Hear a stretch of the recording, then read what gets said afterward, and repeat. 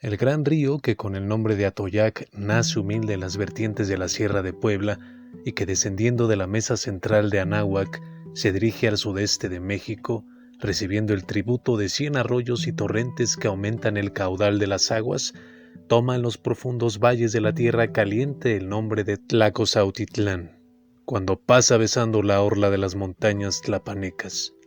Después, el de Mezcala cuando se abre paso entre las sierras auríferas que limitan por el norte los planíos de Iguala y por el sur los templados oasis de Tixtla y Chilpancingo. Más tarde, cuando enriquecido con las confluencias de 20 ríos salvajes, hijos de las sierras de México, sigue el rumbo del sudeste y penetra en las ardientísimas honduras de la Sierra Madre, cadena ciclópea que enlaza los estados de Guerrero y Michoacán, y cuando caldea sus aguas en aquellas gargantas como en enormes galerías volcánicas, toma el nombre de Río de las Balsas. Por último, cuando después de recibir el último tributo, el más grande, el de los 2 ríos Tarascos, reyes de las comarcas michoacanas, el de Tepalcatepec y el del Marqués, se dirige lenta y majestuosamente hacia el sur para desembocar en el Océano Pacífico, es conocido con el nombre de río Zacatula. Todavía después de la unión de los 2 ríos Tarascos, el padre de las aguas del sur se hunde entre las altísimas rocas basálticas de la Sierra Madre que se dilatan hasta la costa y suelen bañar sus últimos crestones en las ondas del mar. Todavía arranca en sus crecientes los árboles gigantescos de las obstinadas selvas que revistan las arrugas de la gran cordillera. Todavía arrastra en sus poderosas corrientes los restos de 100 edades de la tierra sepultadas en el corazón de la montaña. Ese río es el zapador constante de los bosques vírgenes del sur y el compañero de la Sierra Madre hasta la costa. Cesa la lucha con las dificultades y las barreras, las colinas se deprimen, se suavizan, las 2 enormes y ásperas cadenas de montañas que han ido flaqueando el río se bifurcan, se apartan en ángulo recto. La del oeste va serpenteando a formar la Sierra de Maquilí y la del oriente sigue a lo largo de la costa, sumergiéndose a veces en el mar o arremolinándose en torno de las alturas de Coahuayutla. El río, al salir del intrincado laberinto de la sierra, desciende al hermosísimo aunque estrecho planío de la costa. Allí desaparecen como por encanto el carácter rocalloso de las márgenes y la vegetación de las grandes selvas que ha recorrido. La tierra ondula suavemente tapizada por una hierba siempre verde, espesa y salpicada de flores. En las alturas, los mangles de la montaña más corpulentos, aunque menos bellos que los mangles de las marismas, son los únicos que elevan su enhiesta copa, enlazándose con los nazarenos y dominando los bosquecillos de ébanos que esconden en la sombra sus torcidos ramajes y sus hojas menudas. Los arrayanes inclinan al sol su espesa frente que enguirnalda con dorados hilos el choromo perfumado, la atmósfera con su aroma sin rival. La vegetación de la costa, hija del rocío, del sol y de las brisas del mar, más bien que de la lluvia, recibe al rey de los ríos surianos sobre una alfombra de flores y bajo un dosel de luz y de perfumes. Ya cerca de la playa, el río también se bifurca como el Nilo y sus 2 brazos majestuosos, transparentes, tranquilos, se deslizan por un plano inclinado imperceptible, con sus márgenes cubiertas de grandes y espesos árboles hasta el mar, en donde uno de ellos produce la barra de Petacalco. Esta bifurcación del río forma un delta que es una maravilla de hermosura vegetal, un sueño de poeta. Un bosque espeso y sombrío lo termina a orillas del mar, un bosque en el que son incontables los árboles que encadenan y confunden millares de lianas gigantescas y en el que apenas se distinguen los palmeros por la esbeltez de sus troncos y la gallardía de sus copas, y los bananos por lo compacto de sus grupos y por la anchura de sus frescas hojas.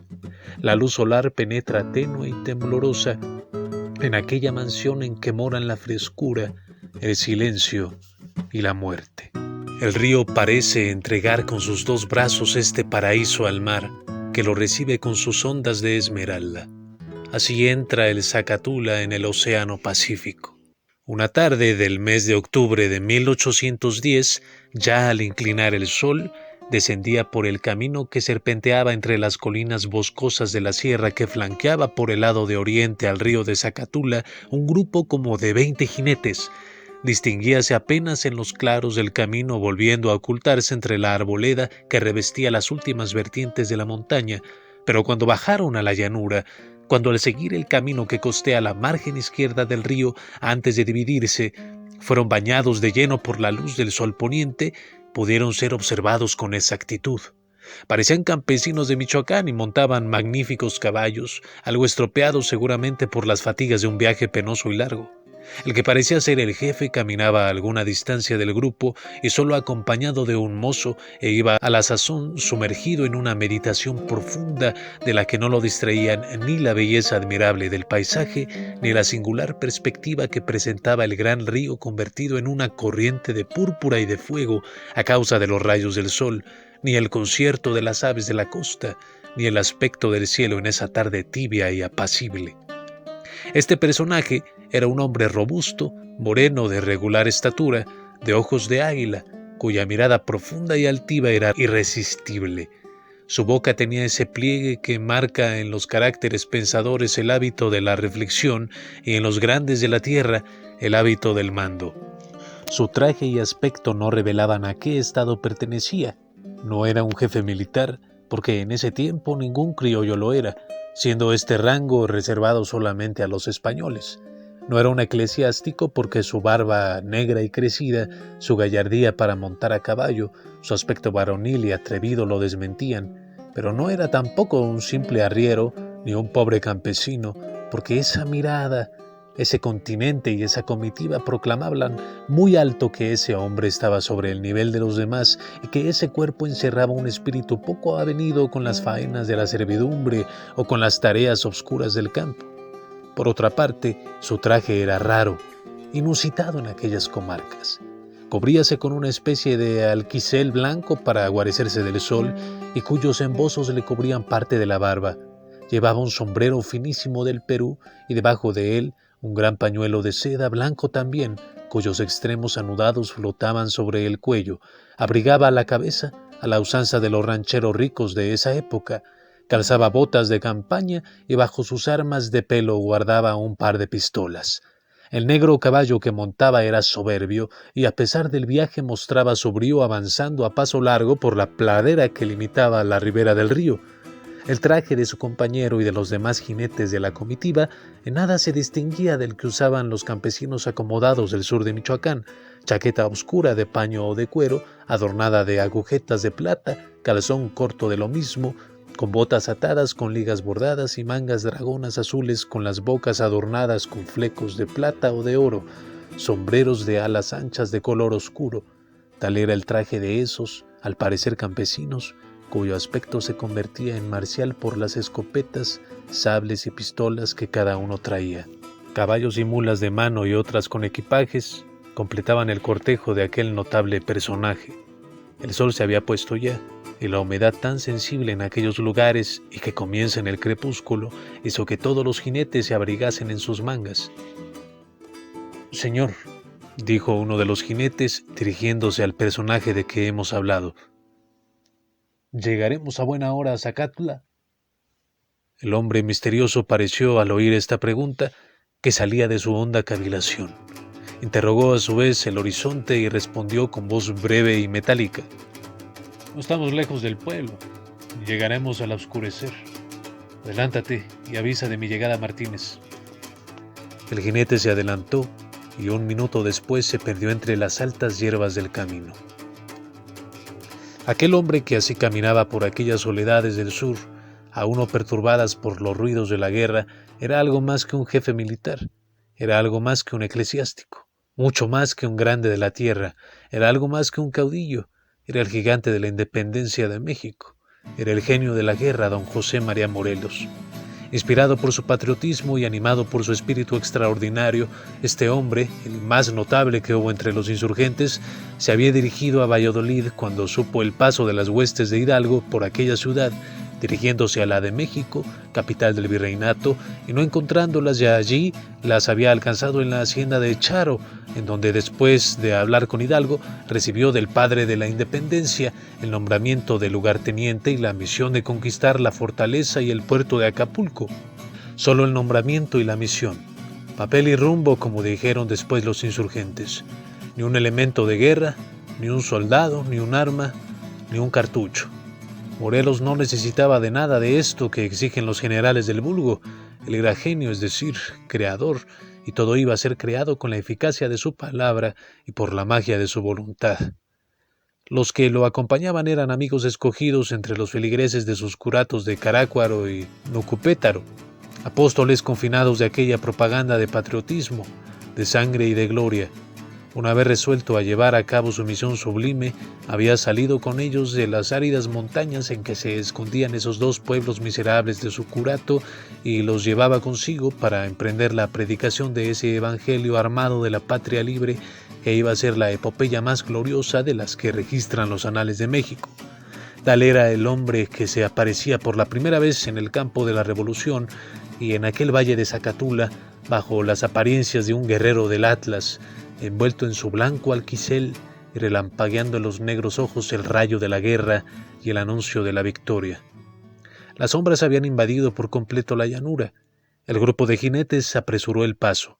A lo lejos se distinguían entre un enjambre de luciérnagas que poblaban la hierba y los arbolados las lejanas luces que se encendían en el pueblo de Zacatula, situado en la margen izquierda del río.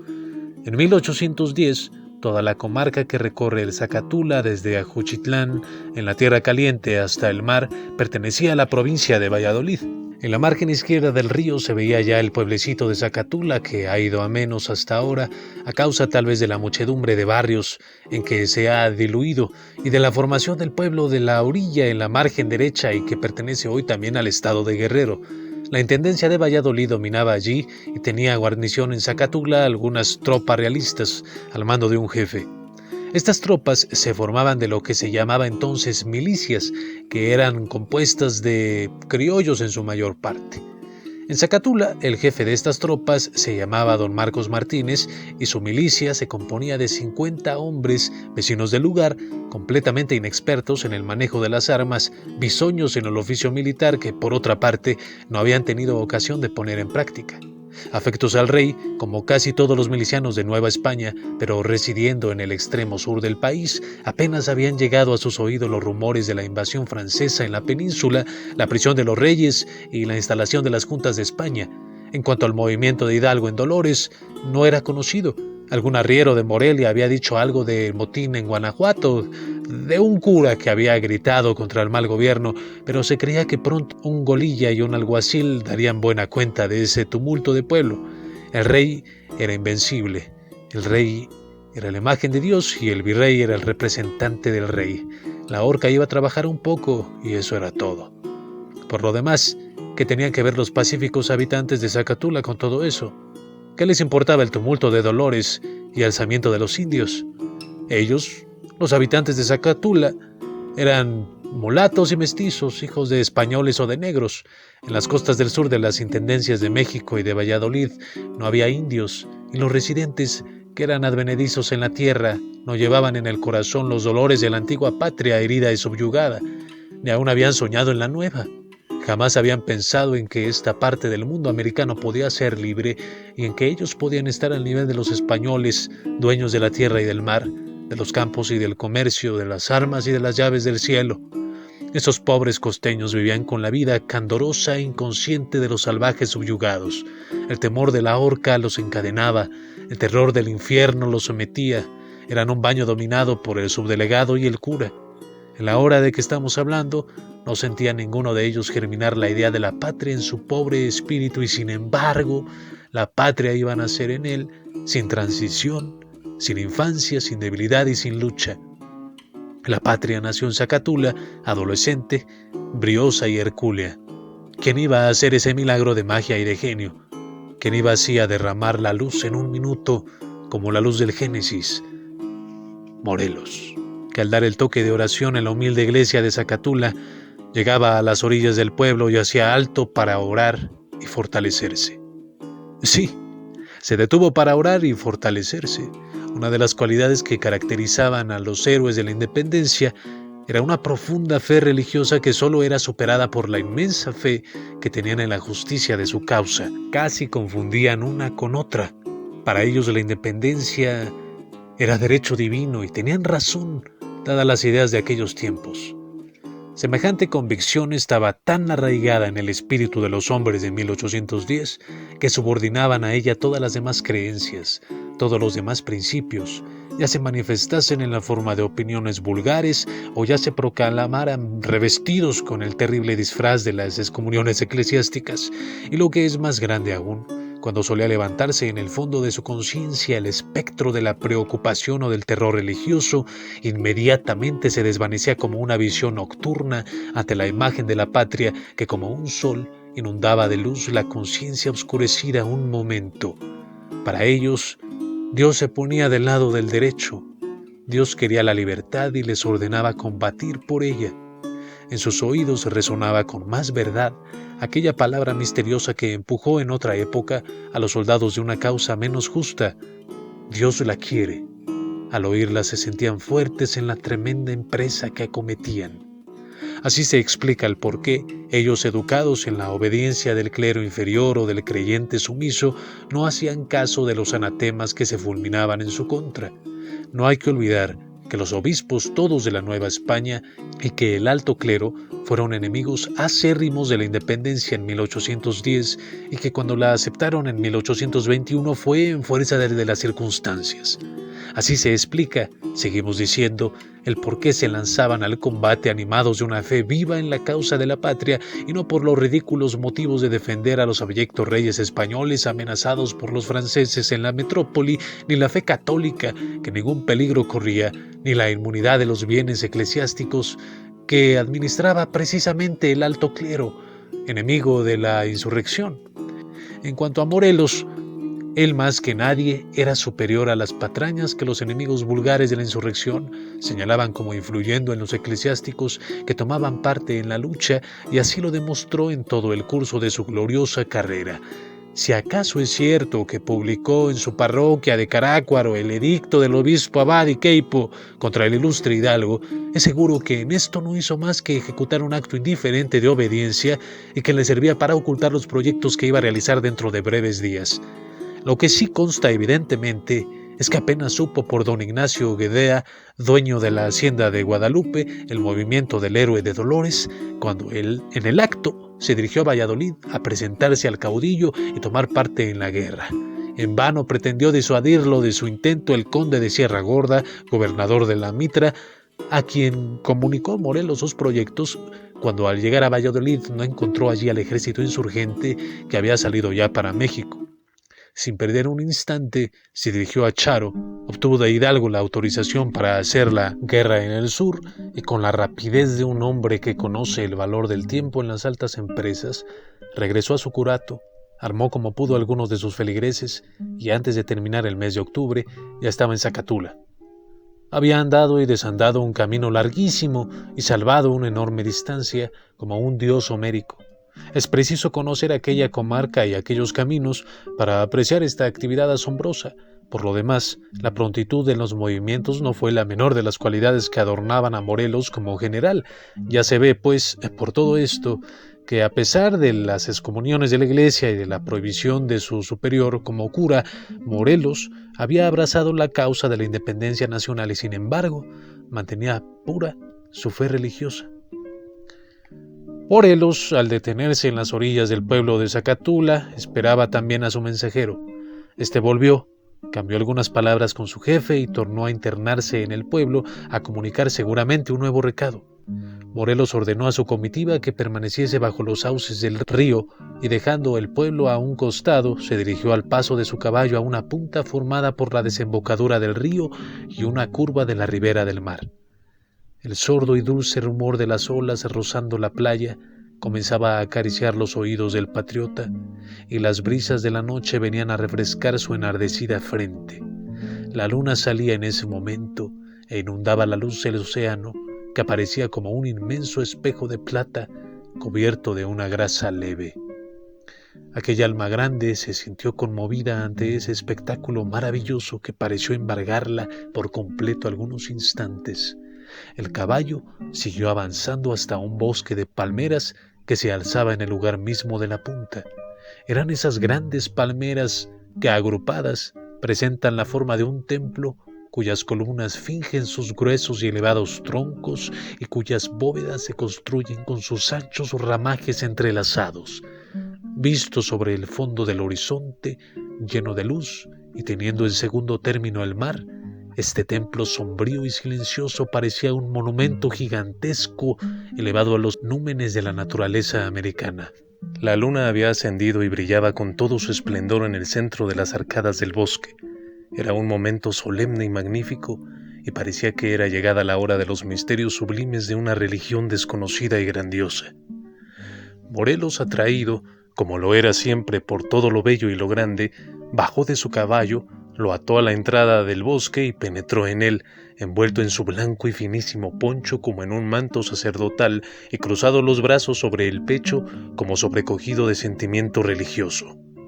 Así atravesó las galerías majestuosas de aquel bosque y solo se detuvo cuando las olas encrespadas por la marea que había subido vinieron a depositar a sus pies una alfombra de blanca espuma. Allí permaneció largo rato contemplando la magnificencia del mar Pacífico, iluminado por la luz de la luna y escuchando el mugido de las corrientes de la barra que cerca de ese lugar se abría por la entrada de Zacatula. Algunas voces que resonaron entre el bosque le sacaron de su contemplación. Era el capitán don Marcos Martínez, jefe de la milicia de Zacatula, acompañado del mensajero. Acercóse respetuosamente a Morelos y le dijo después de saludarlo: Tal vez he tardado en venir al llamado de usted, pero he tenido que renunciar a mis oficiales que nos esperan. ¿Está usted dispuesto, capitán, a seguirme? ¿Confía usted en la justicia de nuestra causa?, le preguntó Morelos con ese acento afectuoso y penetrante que lo hacía dueño de los corazones.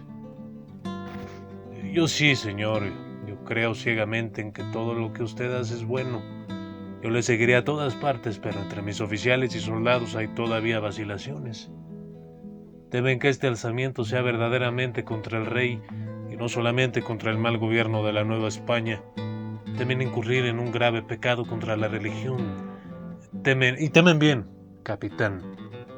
Todo eso es cierto y no seré yo quien los engañe, que les oculte el verdadero objeto de nuestro movimiento. Vamos a pelear contra el rey, contra el gobierno español resueltamente, para fundar el gobierno solo con criollos, para sacudir el yugo de España y ser libres. En contra la religión, no tenemos necesidad de atacarla. Sin embargo, los obispos y frailes españoles serán nuestros enemigos y nos excomulgarán. Pero Dios estará de nuestro lado. Dios no ha dicho nunca que es padre únicamente de los gachupines. También nosotros somos sus hijos. Esta verdad, dicha con el tono ligeramente burlón que acostumbraba Morelos las más veces, convenció al capitán. Ya lo considero así, respondió. Pero es necesario convencer a esos muchachos y hasta entonces contaremos con ellos. Pues procuraremos convencerlos, dijo Morelos, acercándose a su caballo, que ya tenía su mozo de la brida. Vamos allá, añadió montando con ligereza. Guíeme usted, capitán, a la casa en que están reunidos los oficiales. El capitán se puso en marcha a pie, seguido de Morelos y de su mensajero, que también iba a caballo. Salieron del bosque y a poco andar entraron en el pueblo, en el que encontraron varios grupos de gentes que hablaban con animación, sabiendo la noticia de que se preparaba algún suceso extraordinario. Las casitas de Zacatula son humildes, en su mayor parte hechas de paja, y en esa época eran pocas las que tenían paredes de adobe y techos de tejado. Sin embargo, eran más numerosas que hoy. No estaban entonces ni están ahora construidas en orden regular y formando calles como en los pueblos del centro del país, sino desparramadas acá y acullá, agrupadas caprichosamente. Una especie de plazoleta donde estaba la casa de comunidad, convertida a la sazón en cuartel, y en donde se alzaba la pobre iglesia de paja también, era lo único que había más ordenado. Morelos llegó a esa plazoleta, se apeó y entró en una gran pieza alumbrada con una lámpara de aceite de coco, en torno de la cual se agrupaba una veintena de oficiales y soldados bien armados de tercerolas y de sables. Eran milicianos de caballería, aquellos. Los caballos pifiaban en el patio de la casa. Luego que Morelos se presentó, algunos oficiales se quitaron el sombrero por respeto al carácter sacerdotal del recién llegado, pero otros permanecieron cubiertos, reservados y taciturnos. Aquellos milicianos de la costa, ignorantes de las cosas de Nueva España, vecinos acomodados en su mayor parte, luego que vieron llegar a ese eclesiástico desconocido, luego que examinaron su aspecto raro, su barba que él había descuidado por la primera y única vez a causa de su viaje apresurado y penoso, luego que sintieron aquella mirada magnética y dominadora, no habían podido sustraerse a un sentimiento de temor instintivo, creyendo encontrarse frente a frente de un perseguido de la justicia, de un gran criminal, de un rebelde que venía a envolverlos en una terrible calamidad. Así es que, aunque preparados por el capitán Martínez a recibirlo, parecíales que estaban cometiendo una mala acción de que más tarde la justicia del rey les iba a pedir cuenta. Tal fue la primera impresión causada por Morelos en aquellos hombres sencillos y montaraces. Pero comenzó a hablarles, comenzó a pintarles el estado del país, los horrores de la servidumbre colonial, las esperanzas de la revolución, el porvenir de la patria. Despertó en estas almas aletargadas las punzantes emociones de la gloria, derramó en aquellas conciencias tenebrosas la luz del derecho, y eso valiéndose, como era natural, de palabras sencillas, de imágenes familiares, de esa elocuencia poderosa del sentimiento y de la verdad que es eficaz siempre entre las masas del pueblo. Rompió, en fin, las cadenas del terror que entorpecían esos corazones, y una hora después todos los milicianos escuchaban al grande hombre descubiertos, estremeciéndose de entusiasmo, impacientes por interrumpirlo con un grito de adhesión. Morelos cayó, y el grupo de oficiales y de soldados estalló en un grito unánime y atronador. ¡Viva la independencia! ¡Viva la América libre! ¡Viva Morelos! El caudillo, descubriéndose entonces, gritó con voz fuerte y vibrante: ¡Viva don Miguel Hidalgo, generalísimo de América! El entusiasmo se comunicó a los demás soldados, a los habitantes de Zacatula y hasta a las mujeres y a los niños. Así pues, la palabra evangélica del patriotismo había hecho germinar la idea de la independencia del sur, y en una hora había nacido no como planta débil y tierna, sino como un árbol joven, robusto, como los árboles de esta tierra, ricos de fuerza y de savia.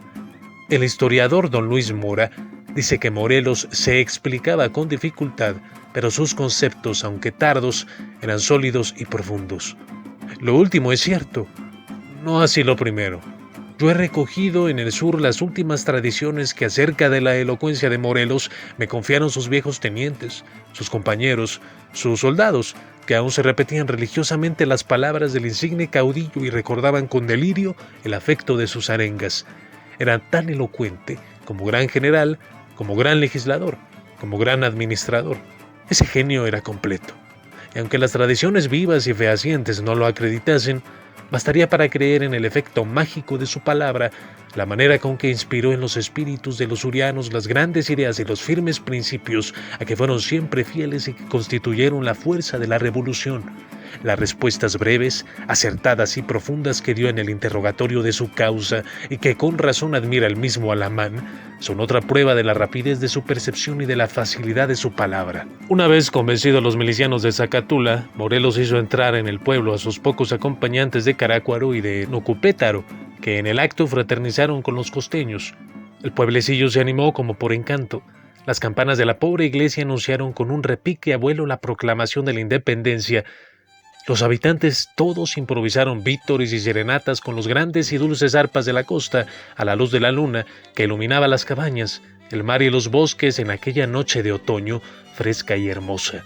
Morelos descansó de sus primeras fatigas, arrullado por los cantares del pueblo emancipado, por los vivas de sus primeros campeones y por los suaves murmullos del océano que parecía también tomar parte en la fiesta de la patria. Al día siguiente, Morelos convocó una junta de vecinos y de militares y, despojado ya de su barba de viajero y vestido con su mejor traje, fue a presidirla y a levantar el acta solemne de proclamación de la independencia. Entonces mostró la autorización que había recibido del caudillo de Dolores y que decía así: por el presente comisiono en toda forma a mi lugarteniente, el brigadier don José María Morelos, cura de Carácuaro, para que en la costa del sur levante tropas, procediendo con arreglo a las instrucciones verbales que le he comunicado. Firmado Miguel Hidalgo, Generalísimo de América.